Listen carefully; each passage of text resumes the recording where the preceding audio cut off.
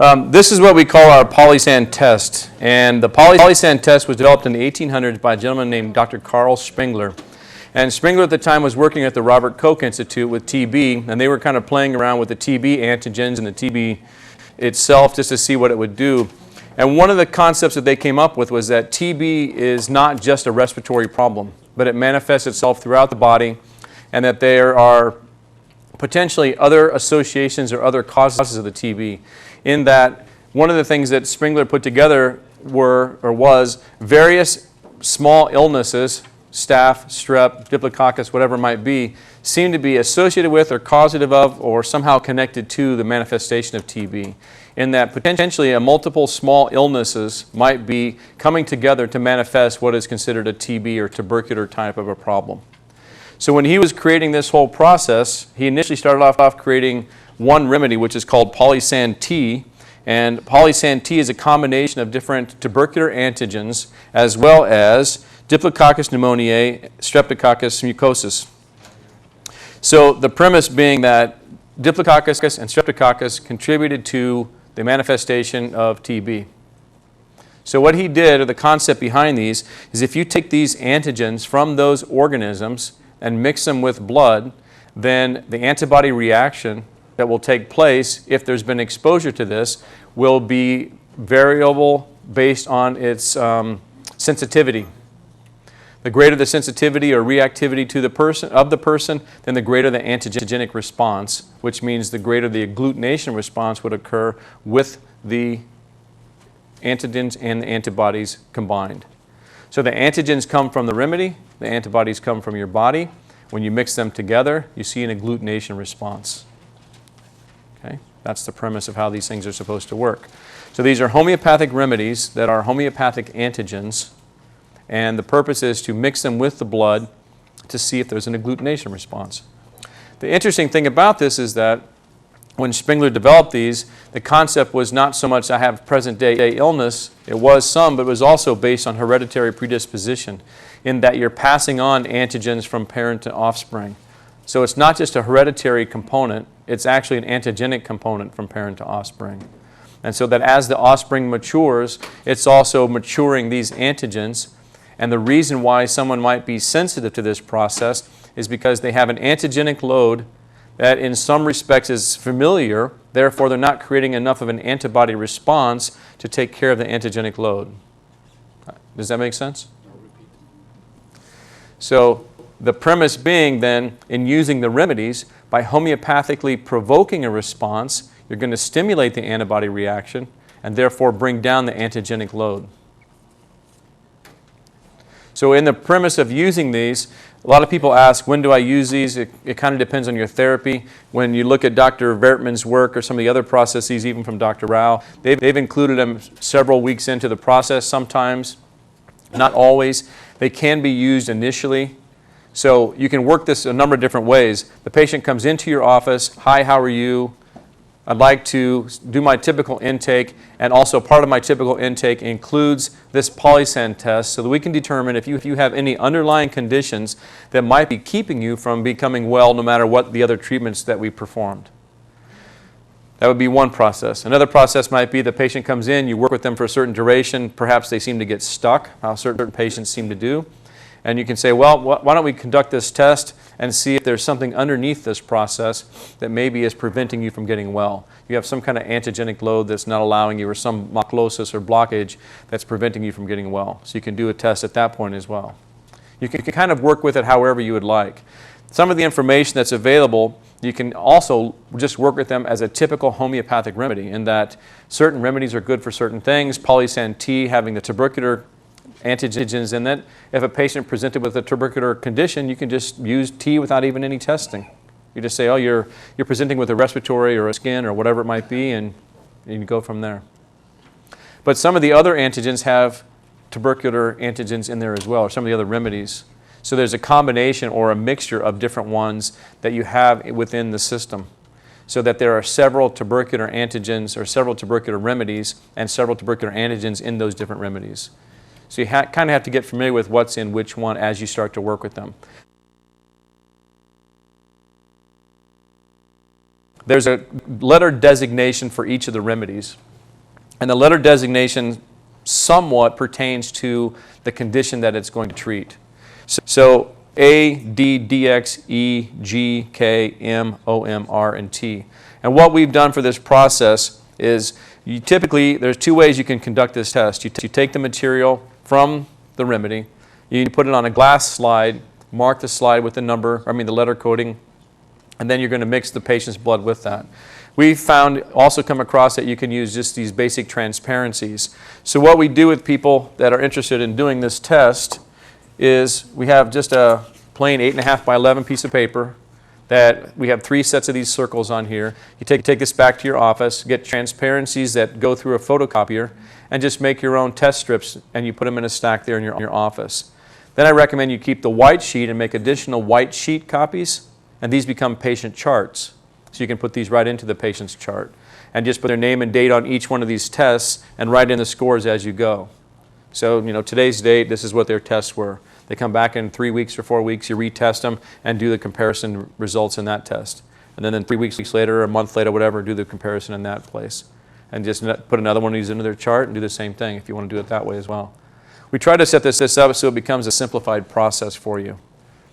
The other thing is that we've created a brochure, and on the inside of the brochure is some information about Spengler and his development. There's some information about the different remedies. And this information about the remedies of what the FDA allows us to put on the box. So for further information, you can consult the English translated German isopathic homeopathic materia medica. And they have additional information that they've discovered in Germany and Europe. And then we have a miniaturized test strip.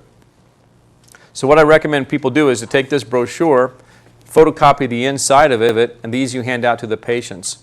So when the patient comes in, they sit down with you, you hand one of these to them, and take a pen, set them up, go through the test, they watch the test, then they mark their results in there and take it home, and then they have a piece of material they can take with them so they can kind of have an idea what you did, what it was about, and what their scores were. It's just something that, obviously, when patients get involved, there's more compliance. It's kind of like the same thing that you experience with some of the BTA or EDS or dark field or any of those other devices where the patient sees themselves in whatever situation you're working with. So the materials that you need are very simple. There's a small quantity. The remedies as a test kit, these are basically just the 10 different remedies. So there's not a test kit per se like there would be a test kit with the different materials and their small little ampules or vials, what it might be. You just buy the 10 different remedies. So what I recommend practitioners do is you kind of have to base it on how busy you're going to be with these, but you can take these tests, these different remedies, buy one set, put it on your shelf with the rest of your materials. This is your test kit. Then you keep other sets unopened in your medicinary. So then as you use these, then you just replace them as they become empty and you replace your test kit. And you sell the ones out of your medicinary. But some people who don't do this very often or maybe have a slower practice, you can actually use these for your distribution, but the problem is they get kind of uneven in their quantities. So that if I use Polysan T, I open the bottle today, I test the patient today, and this happens to be their remedy, they go home with this today, then the other 9 are left open. And I have to replace T, and now I can't resell the rest of them with the equal value, so it becomes more complicated. So you almost have to go into a place where you have to buy the whole set. We'll sell you more. Oh, yeah, you should buy more then, right. Wait, is this being on the tape?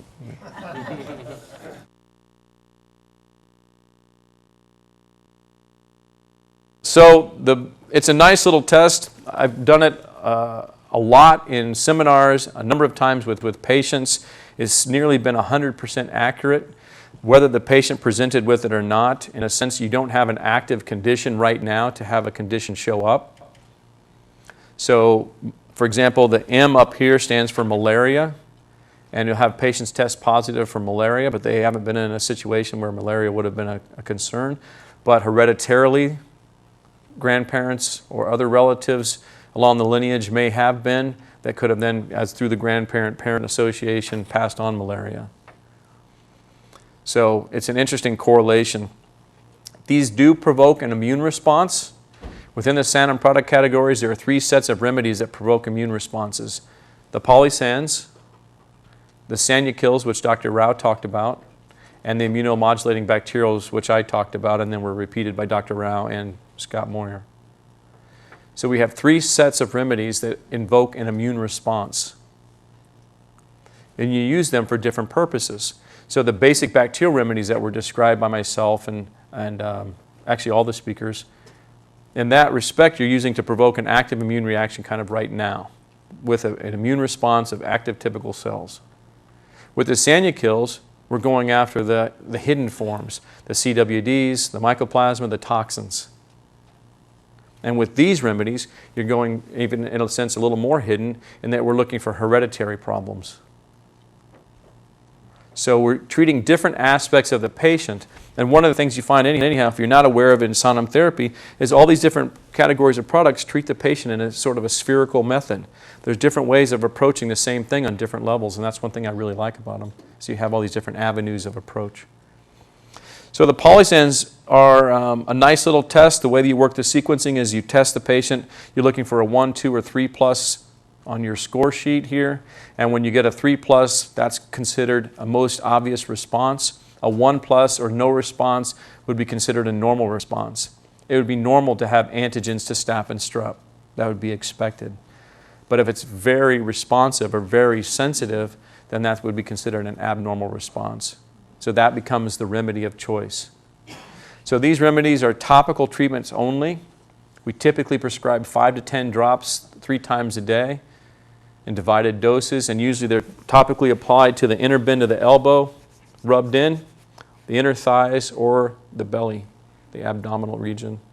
But you can also apply them in the area where the problem might be. So if someone tested positive for Polysan R on here, that's for rheumatoid conditions, and perhaps their knees were bothering them, then you could topically apply them to the area that's affected, put them on the knees. But I always tell people if they're going to do that, do a lesser dose on the area. Because since they do provoke an immune reaction, you can get a localized reaction that can become more inflamed first and therefore provoke something that the patient didn't necessarily want. So you can also use that concept in reverse. If I want to treat something that seems like it's a real chronic condition, I can start further away from the problem to sort of sensitize the patient to the process.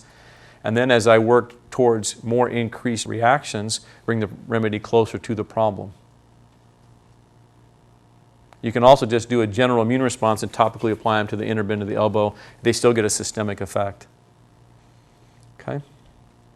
Any questions about that? You said 3 times a day. For how long, roughly? We typically use them for the duration of the bottle, and then we recommend retesting at the end of that. Let's say you did a test and 2 or 3 remedies came up positive. Then what we usually do is alternate the remedies.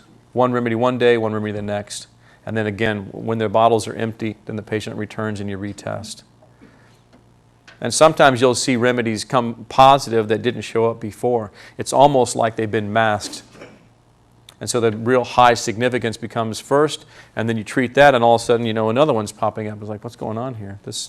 So you can see these various things sort of rise up as something else gets brought back into normal levels. In the back first. Yeah, I have been doing Polysans tests for, I think, almost a year now.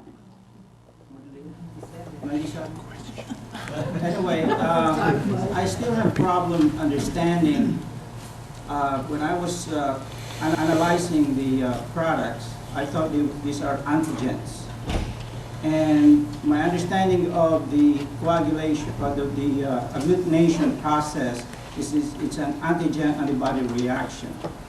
So that means that the red blood cells have antibodies on their receptor or their membrane, so that causes them to agglutinate. So that means that if you present the antigen that will alter the membrane, the cells will agglutinate because there are antibodies on the surface. Is that correct? That's how I understand it as well. The question was that then if these are an antigen-antibody reaction with red blood cell agglutination, then the antibodies must be on the surface of the red blood cells, right? Yeah, is that the way it's supposed to be? That's how I've understood it to be. I've had some other questions about it. I've done some other reading. It still seems like that's what it's coming back to be. Part of the challenge of this information is that it's over 100 years old, and we're trying to find information that's still available.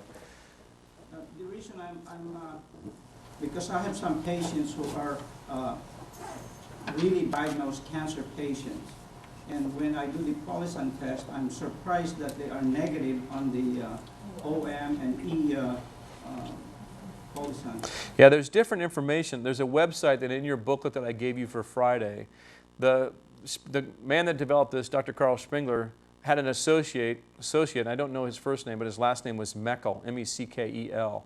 And Meckel and he went into business and they produced the Spengler-Sanum remedies. So the way that these are produced through Sanum is that this Sanum has a licensing right to produce these remedies under the name of Polysans. So they're the same remedies. But the Spengler-Sanum website is very extensive. And I've given you that website in your booklet that you had from Friday. And you can go to that website. You have to put the information in just like it is. There is no www on that. It just starts off with Spengler-Sanum. To get the English version, and you can click into and you'll eventually find it from that site. And I downloaded the entire website and put it into a book form, and I use that as my reference material. And that has talked about the same thing as the agglutination response, showing the antigen-antibody reaction with the antibodies on the red blood cells. How would you explain the negative agglutination in the red blood cells of patients with cancer using the OM and the E, I think it's E and OM? E is the syphilitic miasm. It's the luetic. Another one that goes with the precancerous and cancerous. Well, sometimes with the D and the DX, you'll find that, and those are considered more of a latent problem or latent stage. But the question about the OM showing cancer or not, I don't really know a pure answer to that, because the OM I've seen as in one reference that it was indicated for assessing neoplasms or growths, and another reference is that wasn't what it was indicated for. So again, this is part of the challenge with German information that's over 100 years old, is trying to find, did this come through as anecdotal information that practitioners found it frequently positive in patients that had neoplasms, or was it in a situation where, you know, the remedy came off and that's what it was for, or, you know, was it not for that at all, but they found it anyhow. So it's kind of a mix. And the other thing I'm just assuming, thinking through the process, is that it also would depend on the type of neoplasm. So there's various possibilities, and I don't have the answer for them all. We're still looking for some of this, but like I said, from a German process over 100 years old, the Spengler-Sanum website I find to be the most conclusive or the best information in some respects. That has the most amount of information that we have available in the United States from this. There's probably more information in German, but we don't have it so far. Question?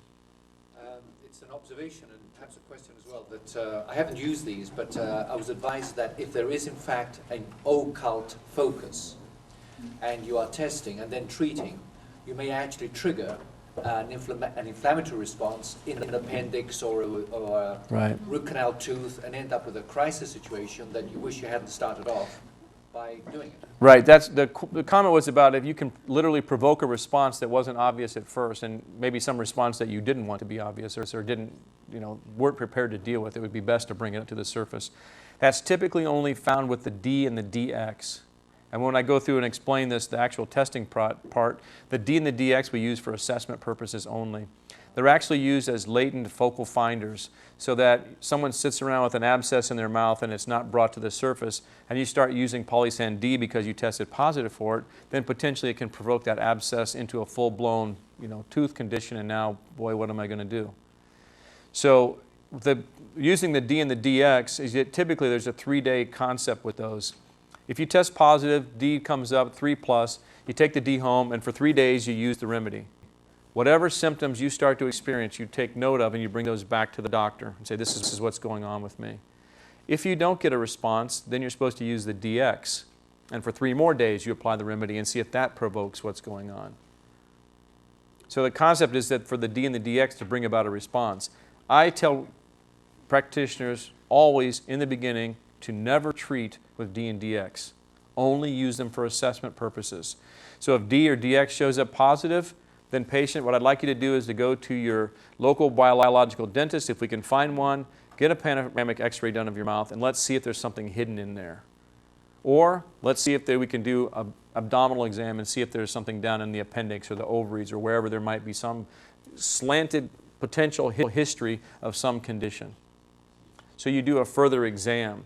Once you become more experienced perhaps, or you're prepared to work with them, then I would kind of set things in place. I've got a patient, they test positive for D. on the sample here, so I'm going to send them home with D, and I call my local biological dentist and say, this is what's going on. Almost like you call the ER and say, we're going to do a home birth, and this is the address, and whenever this comes up, we're going to let you know. So that they're prepared and it's kind of on the list and say, in case this happens, we're ready to respond. And I would let the dentist know that we're going to provoke this test from this date to this date, and if it brings about a latent infection, can they or would they be interested in handling the condition? But it could also be an appendix problem too, so you have to kind of be ready for what's going on. That's why I recommend initially, until you get more familiar with using them and or learning more about them, to not do that. Do you vary the dosage according to the size, body weight of the patient, very small kids to very large men? The question is, do you vary the dosage with the size of the patient? And typically, I vary the dosage based on the size of the patient, the condition of the patient, and back to my intuitive world again, but to my own intuition of what I think is appropriate or feels appropriate.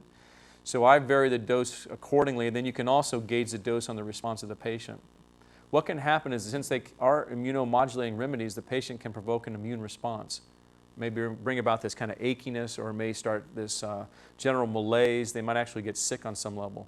One patient, for example, was topically applying them to her right arm in the bend of the elbow, and her whole right arm became inflamed. Not seriously, but the whole area was all red. She didn't know what to do, so she stopped taking the remedy, which you generally shouldn't. You should just reduce. Just drop the dosage way down so you provoke a less of a response, but move on through the area. But this was the same arm that she had broken and had some serious lacerations from a bicycle accident. And that was the arm that reacted. So from my world, thinking that she had some latent infection still hanging out in that tissue, and this reaction brought about a healing response. That's what I believe happened. She used them, the arm got red, she stopped using them, the redness went away, she started using again, no more response. So it's almost as if it brought this thing right to the surface and it seemed to clear it out. So the variable responses like that are potential, and I just always kind of watch the dosage. So I recommend the 5 to 10 drops 3 times a day, depending upon how chronic the case is, how sensitive the person is, their vital force, what kind of condition I'm treating in general, all kinds of things. In that example, it sounds as if it worked like a haptene. Right. Yeah. But all the immunobiological remedies can do, in a sense, the same thing. They'll provoke an underlying immune response of some latent or hidden thing, some condition that's just sort of hanging around. Because that's part of the problem when you think about it, is that there's an antigenic load on some level, be it a cell wall deficient form, a toxin from a microbe, or an actual microbe, right? It's just sitting there, the milieu is altered just enough, the body hasn't responded, it continues to live, and there's no problem on its level. It's just doing its thing. But it's a problem for the human being, so by provoking with one of those bacterial remedies, you're going to bring about some aspect of a reaction that would be an inflammatory reaction. The goal would be to get to Reckenweg step 2, create an inflammatory response to help excrete the problem. That's what we're doing. And when you think about medicine, one thing I like about these as well, the bacterial remedies, the 3 categories, there are a few companies that provide not just an immune stimulating remedy, like echinacea might do, but these actually provoke pyogenic reactions, fever-producing reactions. And I've not heard of that possible with echinacea. You get an immune response, but I've not heard of anybody ever provoking a full-blown, immune reaction where they have a fever, like a typical bacterial response would be invoked. And we need that, I believe, that pyogenic reaction to train our immune system, to bring the heat into the picture, to oxidize the debris, and to fend off microbes.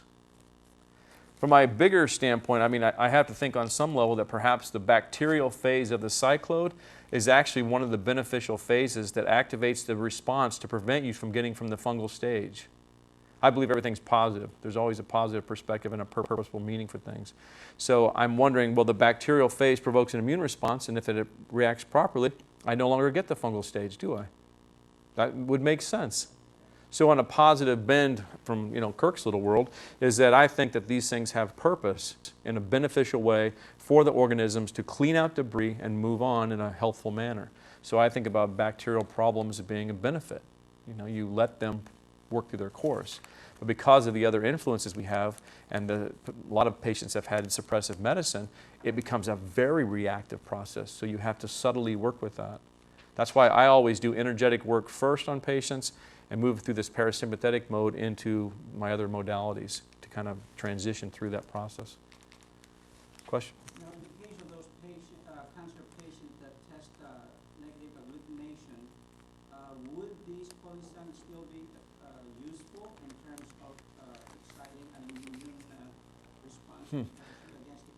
The question was, if the Polysan tests negative, would you still use it with a cancer patient? Again, we would use it, if I use them at all treating cancer patients, they would be used in the treatment to support the treatment of cancer.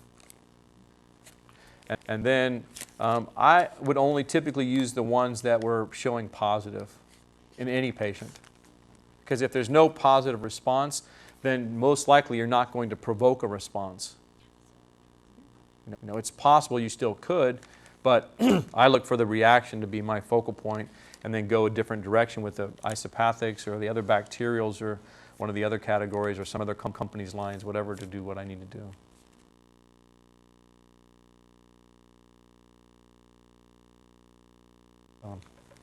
So my patient, I had one of the student reps was going to do it just so that y'all could watch, but is there somebody squirming in their seat? This guy stood up, he's here. He beat you to the, we can do more, I just want to do one that I'll demonstrate and we'll see. So what you can do is you have the patient come in, sit down please, hi, how are you? This will only hurt for about a week or two. No, I mean, just kidding. That's my hair. Do you like marble or granite? Your hair looks great. Makeup? So, as I said, the supplies that you need for this are pretty minimal. You have to have the test strips, of course. And then we use a finger stick device, one of these little autojet finger stick devices. You need some stirrers of some sort. I prefer people get these little medical sticks that you can buy from is that showing up there? These little medical sticks that you can get from medical supply companies. Someone asked me once if they could use toothpicks, and I said, yeah, it just wouldn't look very professional, especially if it's the colored ones, Right. Or the ones with the umbrellas. Or the umbrellas might be a problem, yeah. So I would say try to make it, appear as if it's a medical procedure. A lot of people have asked what we charge for this test, and we don't make recommendations. I charge 2 different prices in 2 different places. I see some patients here, and I charge $30 for the test, and I see patients at another medical office, and I would charge $50 for the test there. The reason being is I have different expenses in different places. So, I play with my fees based on where my expenses are. You can keep the same fee, but that's your own business. And it doesn't take that much time. You'll find the full results in 5 minutes of the test, 5 to 10 minutes. And your overall time when you sit down and actually crank it out will take you about 20 minutes. So you can judge your fees however you want to. So I know another person who's charging $75. I don't know, I can't make a recommendation. Some people give it away as part of their initial office visit. So it's kind of up to you. So what we do is just load your autojet. We usually just reuse the needles because it saves money that way. But Right. just kidding. Got to tell these kids everything. And then in a sequencing process, we're going to alcohol wipe the finger, and then the alcohol needs to dry to be effective. Wiping alcohol off after you put it on defeats the purpose of the alcohol. It's supposed to be exposure that does the trick. But alcohol in general doesn't do anything. So, but you do it for the patient's expectation that you're supposed to alcohol wipe the area. It really minimally reduces any pathogens that are going to be problematic. So it's been shown to be not much of a big deal. But I do it anyhow. I typically, can I use your other hand? So I usually do the ring finger, and I explain I'm going to wipe your finger off here with the alcohol. And then while this is drying, we're going to put the remedies on the little plate here so you can just relax for a moment. Okay. I set my remedies up in 2 rows that match my, my test strip. And I do it opposite. That's just my Kirkism. Because I like the patient to see the letters from their side. So that's, now the patient can see these, and I work backwards. So I pick up the remedy that I'm going to do first is in my back row. And I just, since these are material substances, if they've been sitting around for a while, I lightly shake them first, because all low homeopathic remedies, low potency homeopathic remedies have material substance. Then you're going to do just 1 drop of the remedy. Always recap right away. Don't leave the caps down and then recap later, because you don't want to cross-contaminate remedies. I always check the label anyhow to make sure the D is going in the D, and the DX and the DX, etc. Oops, no, just kidding. Is there a reason for one hand over the other? No, it doesn't really matter. I just usually go for as far as doing the needle stick. Yeah. In this kind of a demonstration, I typically use the ring finger, just because it seems to be less callous if it's callous at all. The best way to do it is to just draw bloods, and you can use that. And we're going to look into, on the Polysans website, there's actually a little capillary tube with the EDTA anticoagulant in the little cone-shaped device. And you take do a finger stick, and as the blood draws up, you do a capillary tube draw, fill up the little device, and you take the blood from there and dab it in. That creates more of an equal consistency from the test according to the Polysans website. So I just talked to a person that works with some labs the other day, and we're going to check into getting these. So we're at least telling you where you can get them.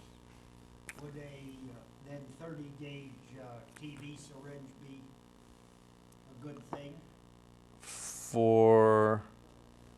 Why would a 30 gauge, to draw the blood? 30 gauge needle.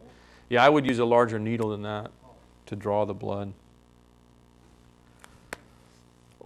For those people that can't draw bloods, you can have your patient do a finger stick, just like you do in dark field.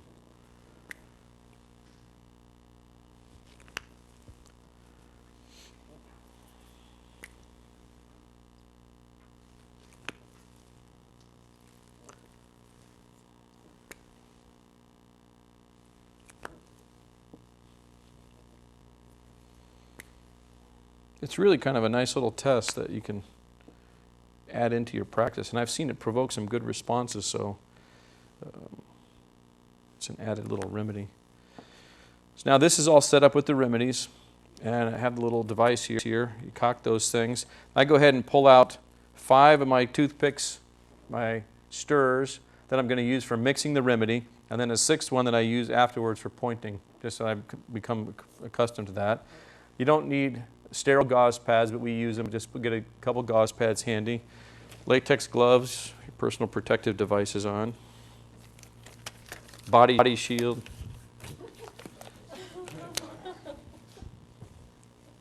We used to call it other things when I used to teach wilderness medicine, but I won't do that here. How did you do that, Dr. Slagle, when you were in the wilderness? You had your goggles and your full head shield and everything in your pack? We just brought little things with us. What I do when I teach my wilderness medicine classes is I take 35 millimeter film canisters, I poke holes in both ends, and I take a pair of latex gloves and stuff it in the 35 millimeter film canister. But before that, I take a little tiny piece of elastic and tie the 2 pieces together. Then I put a label on it that says my name and my company, and I give these out to people. So they have a little 35 millimeter film canister with the lid attached to a piece of stretchy cord of some kind, and you just pop the cord and you have a pair of latex gloves right there. And you can take that and stick it in your glove box. Not in the summer around here, otherwise it's a latex blob because they melt. And you can just keep them with you in your purse or whatever, and you have a pair of latex gloves handy all the time. So, okay, you ready?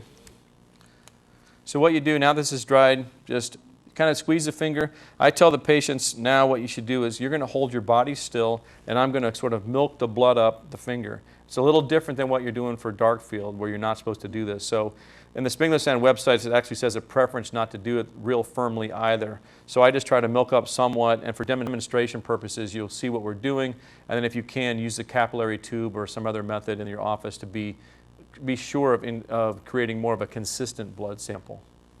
But what I'm going to do is pull up on your finger like that. I want you to keep your body and your arms still. That gives me resistance. Then I'm going to take your hand, and we're going to turn your hand over, and the goal is to touch drop to drop. After I touch drop to drop, take the gauze pad and wipe the finger firmly. What that does is it wipes off the remedy, and it breaks any clotting that starts to occur. And I typically can get all 10 drops out of one stick.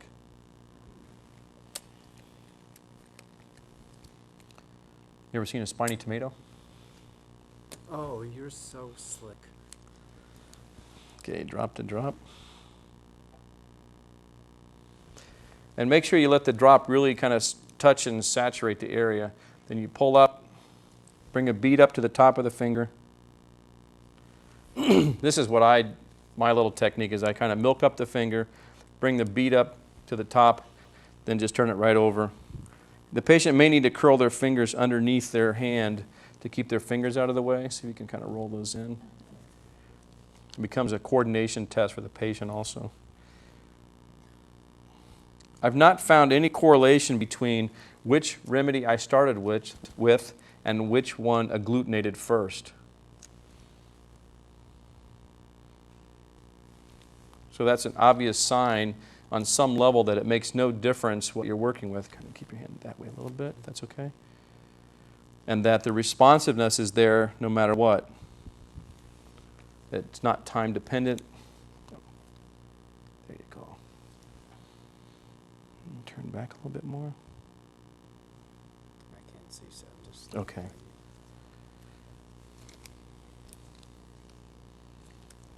With patients that are maybe a little restricted in their bleeding capacity, then you may need them to squeeze or something. On the D and the DX, you put 2 drops of blood and 1 drop of remedy. There's an interest in getting a further saturation there.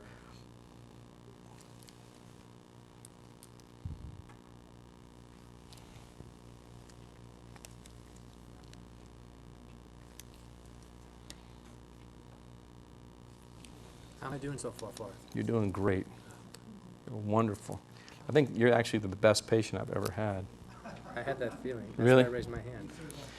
We'll give you a sticker and a lollipop on the way out of here. Got it?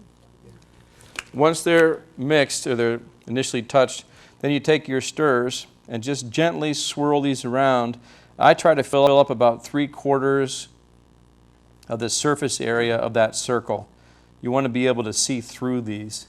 Gently turn the stir over, because you'll flip blood if you don't, and use the other end. These are quite long stirs, but they're good for demonstrations, and you can easily, if you want to take the time, cut these in half, and you can use small stirrers out of them. And you're generally just going to mix these around. You'll see agglutination already beginning. I'm not sure if you can see it on the tape, but on Polysan T, there's getting some fine granulars there on the bottom side or the side closest to the patient. Uh-oh. Did you say marble or granite? I didn't remember. Yeah. Marble. Marble, okay. Definitely marble kind of guy. You'll get a varied response. I mean, some patients respond to, I've had one patient responded to, I think, 7 or 8 out of the 10. Somebody else had just a couple responses. If somebody doesn't respond at all, I would see that as not as a good sign, because they're showing no reactivity at all. And if someone responds to every one of them, then they probably either have a very chronic condition, or they've been, check their history and see if there's been some ancestral travel all over. Polysan T is tuberculinic. Polysan E is the luetic or syphilitic. I don't know why Spengler only worked with 2 out of the 4 miasms in those days, but he only worked with those 2.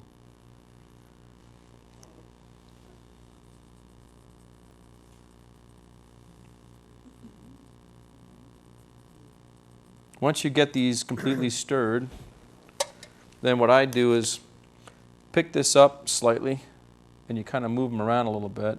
I'm not sure, can you see through them well enough?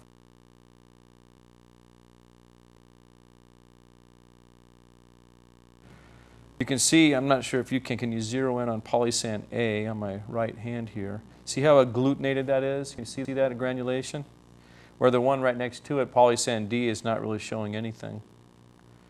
And as you go through and kind of scan all of these, we're getting a response on A and K, a slight response on M, not much on D, not much on DX right now, very small amount on OM, some on R and some on T. Nothing on G. G is the Polysan that's used for what they used to call for grip, for the flu type, bacterial flu or bacterial inflammations that they used to get. And then E, as I mentioned, is luetic. So in his reactivity phase, you can see right now, just within the first minute or two, that Polysan A has reacted the most. And what I look for is what I call lakes and islands. The red blood cells to kind of clump up and form the islands, and the clear space in between to be the lakes. That would be considered, when you're seeing what A is doing, is really moving towards a more strong indication of that would be a 3+ reaction, a significant reaction. Where, can you see K up there? K is pretty fine throughout. There's no clumping really, very small amount. It's just like a fine mesh throughout the whole area. So that would be a normal reaction. 0 or 1 plus, you would expect somebody to have antibodies to different antigens. We hope that would be true. But it's the sensitivity or reactivity that we're concerned about. And he's showing some indications for Polysan M as well. So what's your lineage, your heritage? Let's see. My two grandparents from my father's side came from Russia, Jews from Russia. My mom's side, let's see, Czech, of course Catholic, and my grandfather was Irish. on So that side. you kind of you can check back and see if perhaps where his relatives had been or were in these countries where there was any travel association or connection with these conditions, and malaria, could have been anywhere in those days in some respects. You have to kind of find out where. What you would almost need to know as well, did they travel much, or is it inherent in the area that they were at as well? My grandfather was a coal miner on my mom's side. He's not showing much of a reaction with the Polysan M, so I wouldn't be as concerned about it. But the A is, for him, the concern as far as reactivity. So in our material, according to our brochure, if you look at Polysan A, it says the indications for minor symptoms associated with aging, such as joint and muscle stiffness, sleeplessness, dry skin, and constipation. That's what we have in our reference. Can you grab that book and look up Polysan A? It's alphabetical. So just go to the P's. Okay. Yeah, that way rather than, yep. Polysan A. And then you want to look, what I do is sometimes involve the patient in this process. Since I have gloves on, I have them read about what's going on with them. That gets them included. And you just look through here what the indications are. Okay. Want me to read it out? Just the indication portion. Homeopathic remedy to be used according to standard homeopathic indications for complaints due to aging, metabolic disturbances, arteriosclerosis, hypertension, cardiac affections, nervous disorders, parodontosis, and prosthetic disease. Did you hear that at all? So the association that we draw that is this becomes the circulatory remedy as well. We're good. So when I was talking about this on Friday, the connection is that the different categories of remedies can treat the same condition from various angles. So Sanuvis for a circulatory condition, Muc in the isopathics, Leptu for the bacterials, and you can Sanacne in the Sanucils, and the Polysan A for all circulatory oriented conditions. If you look at it from that standpoint, there's a way you'll see correlations. So does this seem like it's... Well, I can tell you that definitely have a problem with sleeplessness. That's a big problem. Constipation has been a problem throughout my life. Joint problems coming more and more. I had two big dental foci, one which almost killed me, and until I found out what it was. So I've had both of those. I've had the oral surgery and a couple teeth removed. Yep. So that's not, that's kind of history. You can see some correlations, and this has been real consistent when I've done this test with patients as well. It's real consistent in showing things that they already have. So then I would prescribe him Polysan A, and I'd say start off doing 5 drops 3 times a day. I usually check in with people at some point in their therapy, so I tell them, if you start to provoke a reaction, call me. Otherwise, I'm going to check in with you in a couple of days and see how you're doing. And I just check in with them. How are you doing? I haven't really noticed anything at all. Okay, let's go to 8 drops a day. See what happens. Notice anything? No. Let's go to 10. Nothing? Okay, then it's just a subtle reaction that's still taking place. You can dose them higher. I've seen in some of the Polysan information where they dose people higher than that, doing up to 60 drops a day. And you can do that if you want, and just kind of play around with them a little bit, because they're a safe remedy in the sense that if they start to provoke a response that's uncomfortable, all they do is back down and it starts to shift the whole reaction. But I don't start people at the 60 drop a day point. That way, by the time you've actually provoked a response, they've had a number of days to also get used to that reaction. So I always try to go, I shouldn't say always, nearly always try to go more subtly in my treatment process. And that's just one thing that I do, but other practitioners just jump right in. So that's pretty much it. What we would do at this point is I'd have the patient code their little sheet here, and then give them the information that they need about maybe there's something else that we're going to do along this treatment lines. Now that we found this, sir, then this circulatory and these other things, there's some other remedies that we can use as well, and come up with some other Sanum products or whatever you want to give the patient, some MSM or whatever it is that you want to work with. And then I want you to take this product home, and for the next number of days, you're going to do this 3 times a day, and then I'm going to see you in X number of days, and we'll go from there. And then you work in a sequence and just see how it provoked a response and if they have those aches and complaints anymore.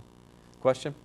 If you're gradually increasing the dosage because they've had no response, and you provoke something, do you back them down to the dosage before that? You get off them for a few days and start all over again? I try not to have anybody stop anything in these remedies. I just try to reduce. So that's why if I go from 8 to 10, if I get a response, it's probably not going to be much because the distance between 8 and 10 quantity-wise is not much. That's a safe distance to me. So I'll do that often when I use remedies. If I have a patient who's really sensitive, I've had cases where patients have been reactive to Fortikill. So I'll start them off if I get a feeling. I want you to do 3 drops a day for a couple days, then 5 drops a day for a couple days, then go up to 10 drops a day for the rest of the 2 weeks that you're going to work with these. If there's a problem, then we'll drop back down from 10 to 8. And usually when you do the 3, the 5 to 10, I've had no problem. But it depends on the patient. I had one patient who was reactive to 1 drop of Pleofort. So, and with these and the other things as well, I just slow them down and reduce them so that they stay provoking, but just not at a level that's aggravating. Other questions? Comments? So you're going to give me the free bottle of A, right? Right. The You get that on patient. your way out someplace, I think. Yeah. Oh, okay, good. Is there a certain strength of that reaction that you would choose to respond to, or do you kind of have to look at the whole picture, pick and choose, limit them at first? Yeah, the question is there a strength of the reaction that you're looking for? Is that what you said? Well, yeah, or that you would choose, say, from a 2+ or 3+. Oh, from the reaction, you're typically treating the 3+. I sometimes will treat 2+ if they have clinical symptoms as well. So if somebody says, oh, it's only a 2+ in that category, but they're saying, well, I came in with, I'm going to do it anyhow. But the 1+, I will do the 1+ also if they also have some clinical symptoms that correlate. And for some reason, they're not as responsive. I don't know why that is. So I play it that way, but we typically treat the 3+ reactions. So would you say that's the 1+, that's the 3+, these are all negative? In this case, I would say that this A is close to almost being just a 2+. He's in between a 2 and a 3, but that would be the most reactive one, so that's what I would use. And the rest of these are either no reaction or a 1+. Has not been typical. Usually I'll get a greater spread of 1, 2, 3s throughout the whole thing. So you've got one area that's kind of going on here that seems like it would need some attention. And I would be surprised if you didn't get some benefit from that. I might have missed the answer. You treat with one remedy first, and when that one's done completely, you go to the next remedy? You can alternate days. If you have 2 remedies that are showing 3+ or 2s and 3+, you can treat with that. I treat 2+ and 1+ sometimes if there's clinical conditions. So I might treat his 3+ here, retest him, and if something else shows a 1 or 2+ and he's still complaining of clinical symptoms that correlate, I may have him do that as well. Just because it might be something that's not showing up, but it's peripherally associated. So, to me, the $20 that I charge for the remedies is worth the experiment to see if it helps, basically. But not 2 remedies on the same day, alternate We days. typically don't do them on the same day, alternate days. Other questions? So you're expecting if they take the remedy and you retest them in a month that you're not going to get the agglutination again on A? It's typical, but the question is if you test the remedy, it shows a agglutinating response at 3+, and then you retest, 3+ on A should be reduced, or the 3+. That's typical. It's not always. Sometimes people need several doses or several durations. Will it ever get normal? I don't know. I've never gone through that process that long. I don't know. I mean, normal would be a 1+, really. Right. You wouldn't want to have an antigen-antibody reaction to an exposure of antigens. That would be normal. I had strep throat as a kid. It's gone crazy. Now I have these other things associated with strep. So I want to bring it back to a basic antigen-antibody reaction. That would be normal. So I wouldn't expect it to go to no reaction at all. Right. Anything else? Experience in animals and pets? Yeah, I know some veterinarians that use them in animals. They said they've had good response with them. I don't know all the correlations, but it would make sense because these things are, the different tuberculosis and it's staph strep, of course, and it would be a very similar reaction. And they rub them on the inside of the ear, or they'll shave a little place in the belly. And We're all mammals, so probably the same thing. the problem is, in doing animals, that the animal can't apply the remedy themselves, at least not that I've seen. So the human's doing it, and the human then will be treating themselves. So you want to put up some protective barrier between the treatment of the animal. The same thing with children. We typically will treat children at a certain age and older. It kind of depends. I think the age range can vary looking at the Sanukils and the Polysans. The Polysans usually are used on younger children, younger being, for a patient, I probably wouldn't do it more than 5 or 6 years old. I wouldn't go any younger than that. And I would really assess that. For my own kids, I would do it and just play with it because I'm watching it. I'd give them 1 drop and rub it in and then see what happens. Or I'd take 1 drop and put in a little water and then take that water and rub it in. I would kind of play around with the remedies if I thought it was helpful. But you're not going to be doing a blood stick on kids, typically, finger stick. So your treatment for children at that point, young children, is based on presenting conditions as you read about them. A child's born, for example, and has juvenile rheumatoid arthritis. That's a hereditary, that's a pure, from our standpoint, miasmic tubercular condition. They're going to get some remedy on some level in my book, at a very basic level. So because of this hereditary thing going on, I want to jump on that right away. Another question? Yes, I just ordered the entire set.